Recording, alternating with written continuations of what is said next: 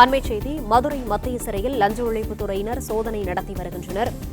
கைதிகள் தயாரிக்கும் பொருட்களுக்கான கொள்முதலில் முறைகேடு நடைபெற்றிருப்பதாக தொடுக்கப்பட்டுள்ள வழக்கு தொடர்பாக தற்போது சோதனை நடைபெற்று வருகிறது. கூடுதல் விவரங்களை செய்தியாளர் ராஜ்குமார் வழங்க கேட்கலாம். ராஜ்குமார், விவரங்கள் பதிவு பண்ணலாம்.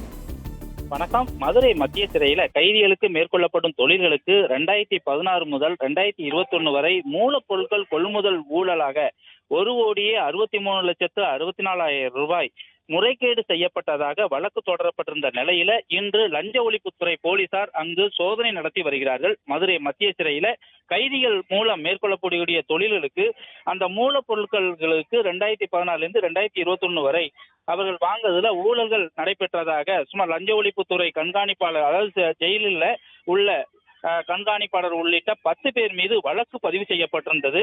அந்த வழக்கு சம்பந்தமாக இன்று லஞ்ச ஒழிப்புத்துறை ஆய்வாளர் குமரகுரு, ரமேஷ் பிரபு, திருமதி சூரியகலா உள்ளிட்ட 10க்கும் மேற்பட்ட லஞ்ச ஒழிப்புத்துறை போலீசார் அங்கு சோதனை நடத்தி வருகிறார்கள். சோதனையில அரசு தரப்பு சாட்சியாக ராஜேஸ்வரி, விமலா தேவி உள்ளிட்டோர்களையும் முன்னிலையில அங்கு சோதனை நடைபெற்று வருகிறது.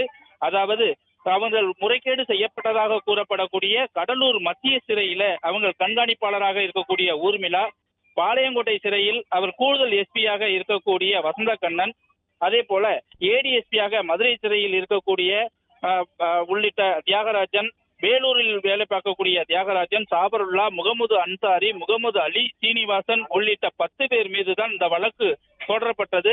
இந்த வழக்கு தொடரப்பட்டதன் அடிப்படையில லஞ்ச ஒழிப்புத்துறை போலீசார் காலை முதலே அங்கு லஞ்ச ஒழிப்புத்துறை போலீசார் சோதனை நடத்தி வருகிறார்கள். அங்கு நடைபெற்று வரக்கூடிய இந்த சோதனையால ஒரு பரபரப்பும் காணப்பட்டு வருகிறது.